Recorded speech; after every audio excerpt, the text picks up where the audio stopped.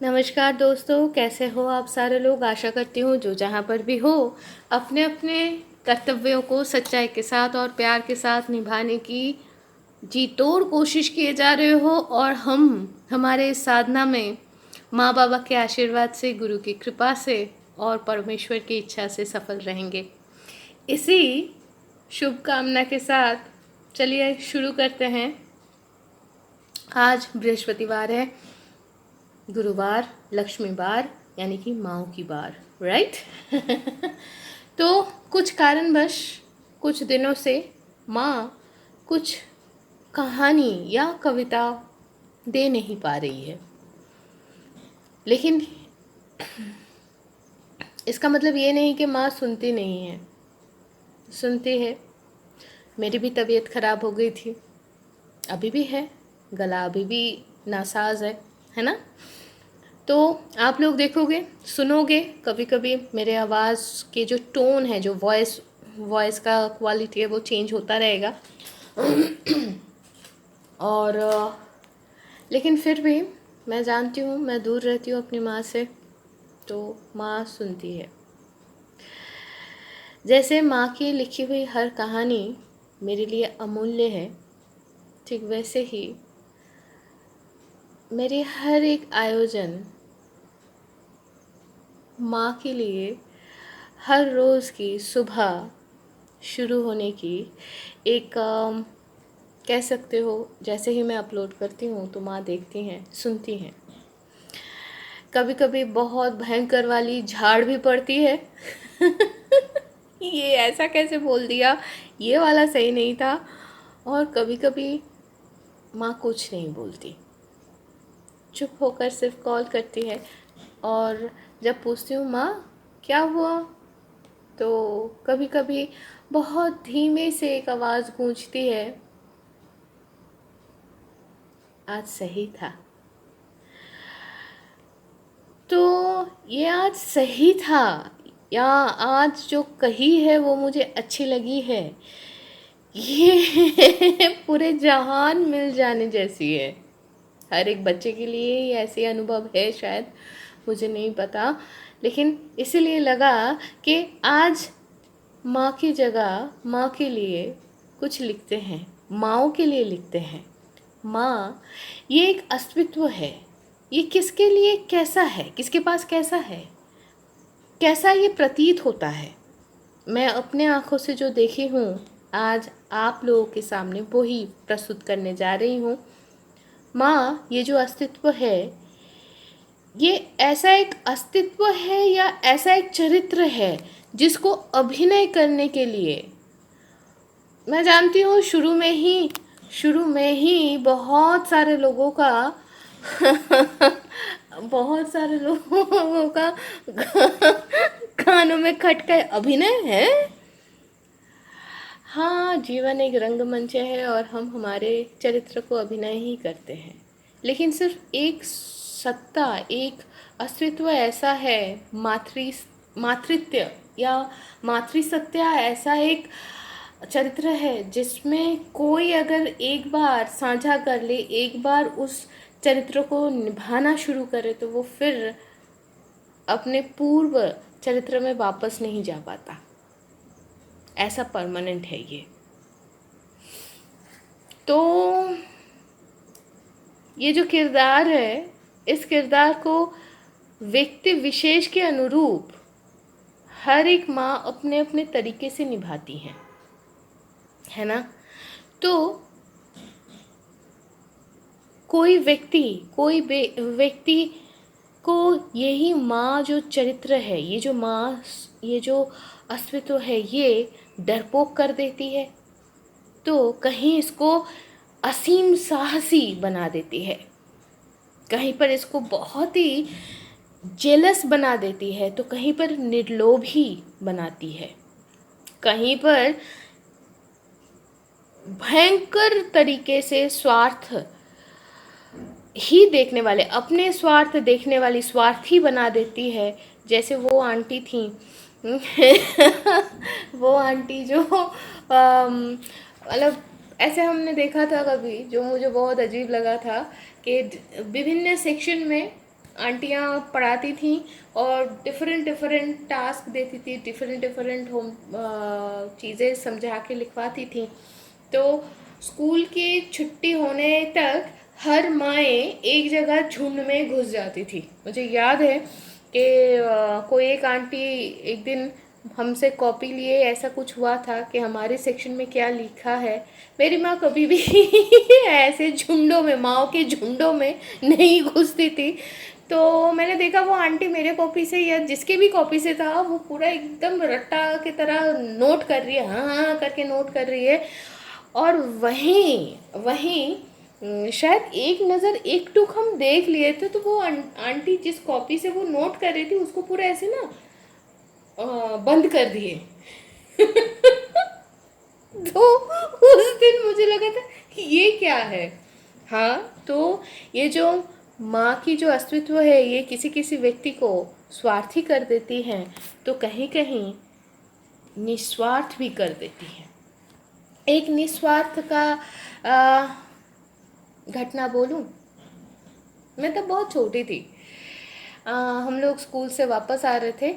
ज़्यादातर मेरे पिताजी मुझे स्कूल से मतलब स्कूल में छोड़ने जाते थे और लेके आते थे। तो कभी अगर माँ मुझे स्कूल से लेने आती थी तो भाई मेरे लिए तो वो ट्रीट होती थी, क्योंकि माँ के साथ अलग ही मस्ती होती थी। तो बस के लिए हम लोग खड़े थे, मिनी बस थी, तो मैं तो चढ़ गई। हमें ये पता था कि बस स्टॉप में बस रुकेगी, ऐसा ऐसा नहीं है कि मैं अकेली बच्ची तो थी नहीं। तो मैं चढ़ गई, मेरे बाद मेरे पीछे माँ चढ़ रही थी, उनके पीछे एक मतलब रास्ते में तब भी उस छोटी सी गुड़िया की माँ तब भी खड़ी थी। तो कैसे ना कैसे मुझे वो सिचुएशन पता नहीं हुआ क्या एग्जैक्टली था, लेकिन इतना पता है कि माँ चढ़ रही थी और वो जो बच्ची है वो एक पायदान में अपनी एक पैर रखी है। वो बहुत ही छोटी थी। फॉर कंपैरिजन अगर मैं तब क्लास 6 में थी तो वो छोटी बच्ची क्लास 2 में होगी। जस्ट कंपैरिजन के हिसाब से मैंने बोला कि वो बच्ची बहुत छोटी थी। तो एक पैर उसने बस के पायदान में रखी है, उसकी माँ तब भी नीचे थी और बस चल दी। इतना सब कुछ हो गया है। कितना समय लगा है? जितना देर मुझे बस के जो दरवाज़ा है उससे सीट तक आने के लिए जो 30 सेकंड का समय लगा है उतने में हो गया। मुझे समझ में ही नहीं आया कि क्या हुआ है। अचानक से मैं देखी मेरे हाथ में मेरी जो बैग थी वो मेरे हाथ में नहीं है, माँ के पास है, और माँ उस बैग को लेके अचानक से चीख पड़ी कि इस बस के हर एक कांच को मैं तोड़ दूंगी, तुम बस रोको। इतनी हिम्मत तुम्हें कैसे हो गई कि तुम ऐसे बच्ची को चढ़ने नहीं दिया और चलाने लग गए। तब मेरी माँ नहीं बोलूँगी उस माँ को ये तक ख्याल नहीं था कि तब उनके साथ और कोई खड़ी होगी या नहीं, खड़ा होगा या नहीं। सिर्फ उनको ये दिखा कि एक संतान वहाँ पर, एक छोटी सी जान वहाँ पर खतरे में थी। आई वॉज वेरी शॉक्ड, क्योंकि मैं अपनी माँ को कभी भी चीखते हुए नहीं देखी। मैं अपनी माँ को कभी भी उस रुद्र मूर्ति में, चंडिका के रूप में कभी नहीं देखी। And at that day I could realise, तब बहुत छोटी थी, लेकिन ये देख के समझ में आया था कि जो माँ मुझे बहुत प्यार से अपने गोदी में सुलाती हैं, मेरे हर एक नखरे उठाती हैं, वो कितने रौद्र रूप में भी आ सकती हैं। हाँ, माँ ये जो कैरेक्टर है, ये जो अस्तित्व है, ये इंसान को निर्भीक और निस्वार्थ और साहसी कर देती है, भयंकर रूप से। मैं माँ नहीं हूँ, लेकिन इतना जानती हूँ ये जो स्वरूप है, ये मातृत्व जो है, ये व्यक्ति को इतना भयंकर रूप से परिवर्तित करता है, इतना भयंकर रूप से शक्तिशाली बना देती है कि तब वो पूरे ब्रह्मांड के साथ लड़ाई कर पाती है, और पूरे ब्रह्मांड के सारे माँओं के साथ, या ब्रह्मांड के पूरे ब्रह्मांड की माँ के साथ भी ये लड़ने के लिए तैयार हो जाती है। मातृसत्ता ऐसा है। मातृ स्वरूप ऐसी है। और ये किसी भी जीव को, जीव नहीं बोलूँगी, जीव में भी कुछ ना कुछ चेंजेस होती होगी, किसी भी प्राण को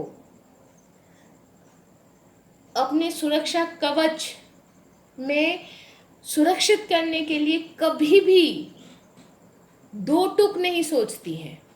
ये स्वरूप ऐसा शक्तिशाली स्वरूप है। देखिए, मैं माँ नहीं हूँ, लेकिन मैं एक संतान ज़रूर हूँ।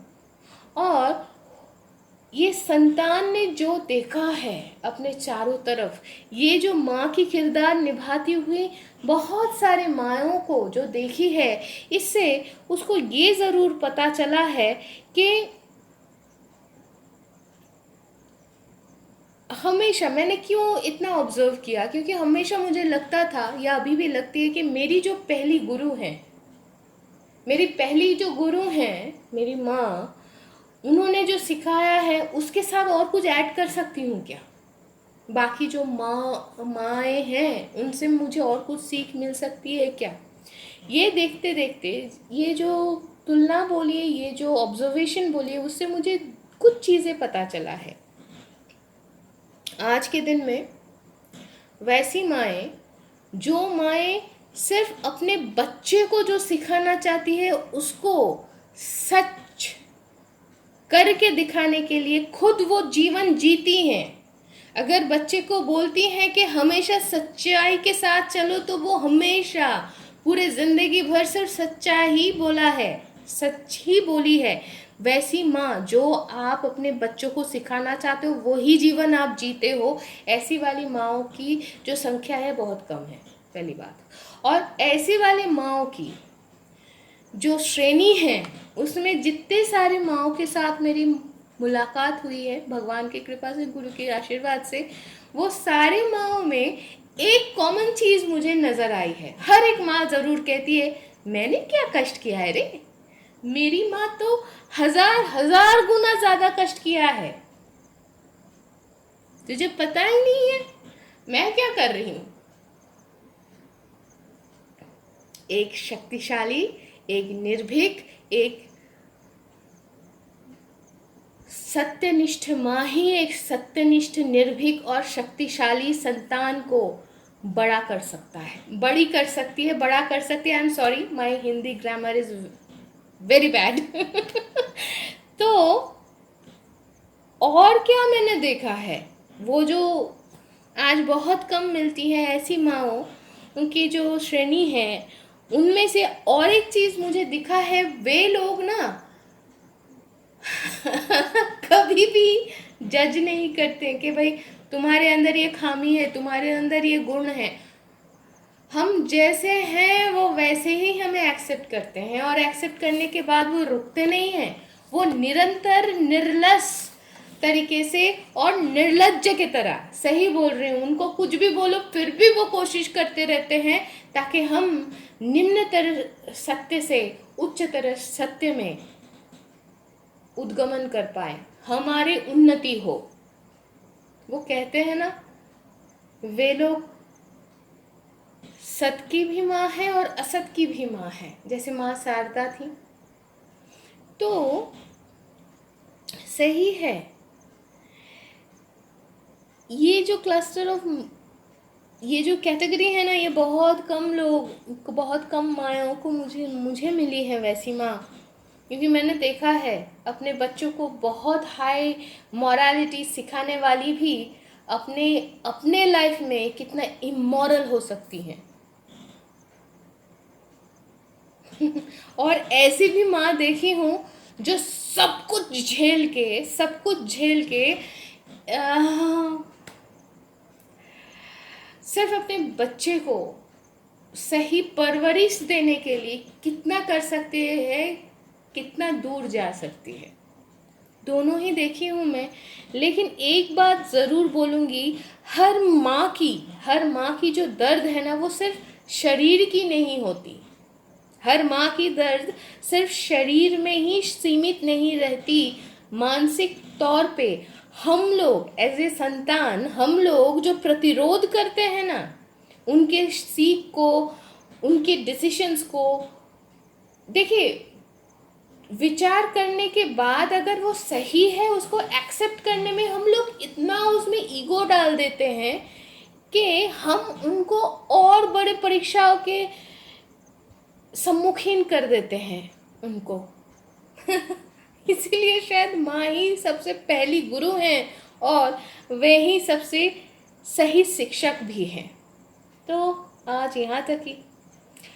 अगर कोई माँ मेरी इन सारे वार्तालाप से अगर आपको ख़राब लगा तो मुझे माफ़ ज़रूर करना, लेकिन ये एक ट्रिब्यूट थी अपनी मेरी माँ के लिए और उन सारी माँओं के लिए जो सिर्फ मातृत्व को और अपने संतान को पालने के लिए निर्भीक भी हो पाती है और डरपोक भी हो जाती है, निस्वार्थ भी हो जाती है और स्वार्थी भी हो पड़ती है। Thank you for being there for all of us. तो अगर आपके पास ये सौभाग्य है कि आप अपनी माँ के पास रह पा रहे हो या रह पा रही हैं या आप बात कर पाओ, ये सौभाग्य अभी तक है कि आप अपनी माँ से बात कर सकती हो, तो please call her and please ask her how is she, क्योंकि उनको इतना ही ज़रूरत है, उससे ज़्यादा नहीं। क्योंकि यार वे लोग हमसे हज़ारों करोड़ों गुना ज़्यादा कष्ट करते हैं, हम लोग तो बहुत आलसी हैं। तो आज के लिए इतना ही। शुभाय भवतु।